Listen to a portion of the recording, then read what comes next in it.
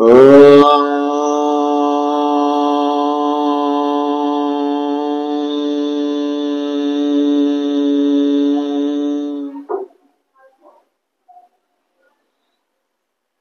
सभी शिव भक्तों का बहुत बहुत स्वागत।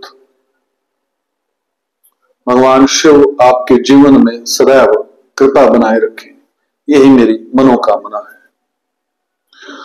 दोस्तों, आइए शुरू करते हैं भगवान शिव के शिव पुराण की कथा को। शिव पुराण की सतरुद्र संहिता की इस कथा से जानने का प्रयास करते हैं कि ऋषि मुनि हमें क्या समझाना चाहते हैं। टॉपिक है भगवान शिव के कृष्ण दर्शन नामक अवतार की कथा। नंदीश्वर कहते हैं कि सनत कुमार जी, भगवान शंभु के एक उत्तम अवतार का नाम कृष्ण दर्शन है, जिसने राजा नवक को ज्ञान प्रदान किया। उसका वर्णन करता हूं, सुनो। श्राद्ध देव नामक मनु के जो इक्ष्वाक आदि पुत्र थे, उनमें नवम का नाम नभक था, जिनका पुत्र नाभाग नाम से प्रसिद्ध हुआ। नाभाग के ही पुत्र अम्बरीय हुए, जो भगवान विष्णु के भक्त थे तथा जिनकी ब्रह्मांड भक्ति देखकर उनके ऊपर महर्षि दुर्वासा प्रसन्न हुए थे। मुने, अम्बरीय के पितामह जो नभक कहे गए हैं, उनके चरित्र का वर्णन सुनो। उन्हीं को भगवान शिव ने ज्ञान प्रदान किया था। मनुपुत्र नभक बड़े बुद्धिमान थे। उन्होंने विद्या अध्ययन के लिए दीर्घ काल तक इंद्रिय संयम पूर्वक गुरुकुल में निवास किया। इसी बीच में इक्ष्वाकु आदि भाइयों ने नभक के लिए कोई भाग न देकर पिता की संपत्ति आपस में बांट ली और अपना अपना भाग लेकर वे उत्तम रीति से राज्य का पालन करने लगे। उन सब ने पिता की आज्ञा से ही धन का बंटवारा किया। कुछ काल के पश्चात ब्रह्मचारी नभग गुरुकुल से सांगो पांग वेदों का अध्ययन करके वहां आए। उन्होंने देखा सब भाई सारी संपत्ति का बंटवारा करके अपना अपना भाग ले चुके हैं।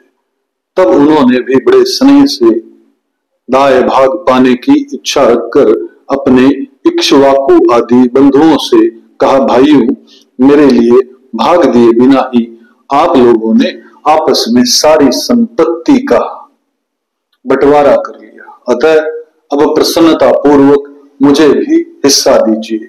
मैं अपना दया भाग लेने के लिए ही यहाँ आया हूं। भाई बोले, जब संपत्ति का बंटवारा हो रहा था, उस समय हम तुम्हारे लिए भाग देना भूल गए थे। अब इस समय पिताजी को ही तुम्हारे हिस्से में देते हैं, तुम उन्हीं को ले लो, इसमें संशय नहीं है। भाइयों को यह वचन सुनकर नभक को बड़ा विस्मय हुआ। वे पिता के पास जाकर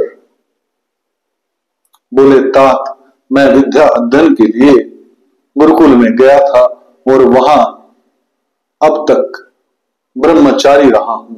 इसी बीच में भाइयों ने मुझे छोड़कर आपस में धन का बंटवारा कर लिया। वहां से लौटकर जब मैंने अपने हिस्से के बारे में उनसे पूछा, तब उन्होंने आपको मेरा हिस्सा बता दिया। अतः उसके लिए मैं आपकी सेवा में आया हूं। नभक की वह बात सुनकर पिता को बड़ा विस्मय हुआ। श्राद्ध देव ने पुत्र को आश्वासन देते हुए कहा, बेटा, भाइयों की उस बात पर विश्वास न करो। वह उन्होंने तुम्हें ठगने के लिए ही कही है। मैं तुम्हारे लिए भोग साधक उत्तम दाय नहीं बन सकता। तथापि उन वक्षकों ने यदि मुझे ही दाय के रूप में तुम्हें दिया है, तो मैं तुम्हारी जीविका का एक उपाय बताता हूं, सुनो। इन दिनों उत्तम बुद्धि वाले अंगिरंग त्रिय ब्राह्मण एक बहुत बड़ा यज्ञ कर रहे हैं। उस कर्म में प्रत्येक छठे दिन का कार्य वे ठीक ठीक नहीं समझ पाते, उसमें उनसे भूल हो जाती है। तुम वहां जाओ और उन ब्राह्मणों को विश्वदेव संबंधी 2 सूक्त बतला दिया करो। इससे वह यज्ञ शुद्ध रूप से संपादित होगा। वह यज्ञ समाप्त होने पर वे ब्राह्मण जब स्वर्ग को जाने लगेंगे, उस समय संतुष्ट होकर अपने यज्ञ से बचा हुआ सारा धन तुम्हें दे देंगे। पिता की यह बात सुनकर सत्यवादी नबक बड़ी प्रसन्नता के साथ उस उत्तम यज्ञ में गए। उन्हें वहां 6 दिन के क्रम में बुद्धिमान मनुपुत्र ने वैश्वदेव संबंधी दोनों सूक्तों का स्पष्ट रूप से उच्चारण किया।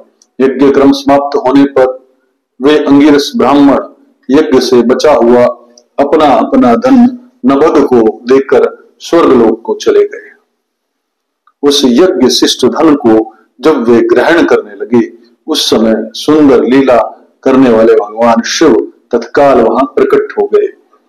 उनके सारे अंग बड़े सुंदर थे, परंतु नेत्र काले थे। उन्होंने नभग से पूछा, तुम कौन हो जो इस धन को ले रहे हो? यह तो मेरी संपत्ति है, तुम्हें किसने यहां भेजा है? सब बातें ठीक ठीक बताओ। नभग ने कहा, यह तो यज्ञ से बचा हुआ धन है जिसे ऋषियों ने मुझे दिया है। अब यह मेरी ही संपत्ति है, इसको लेने से तुम मुझे कैसे रोक रहे हो? कृष्ण दर्शन ने कहा, तात, हम दोनों के इस झगड़े में तुम्हारे पिता ही पंच रहेंगे। जाकर उनसे पूछो और वे जो निर्णय दें उसे ठीक ठीक आकर यहां बताओ। उनकी बात सुनकर नभग ने पिता के पास जाकर उक्त प्रश्न को उनके सामने रखा। श्राद्ध देव को कोई पुरानी बात याद आ गई और उन्होंने भगवान शिव के चरण कमलों का चिंतन करते हुए कहा। मनु बोले, तात, वे पुरुष जो तुम्हें वह धन लेने से रोक रहे हैं, साक्षात भगवान शिव है। यूं तो संसार की सारी वस्तु ही उन्हीं की है, परंतु यज्ञ से प्राप्त हुए धन पर उनका विशेष अधिकार है।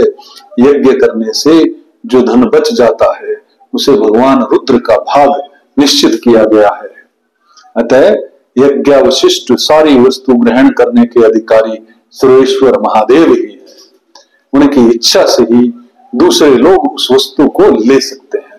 भगवान शिव तुम पर कृपा करने के लिए ही वहां वैसा रूप धारण करके आए हैं। तुम वहीं जाओ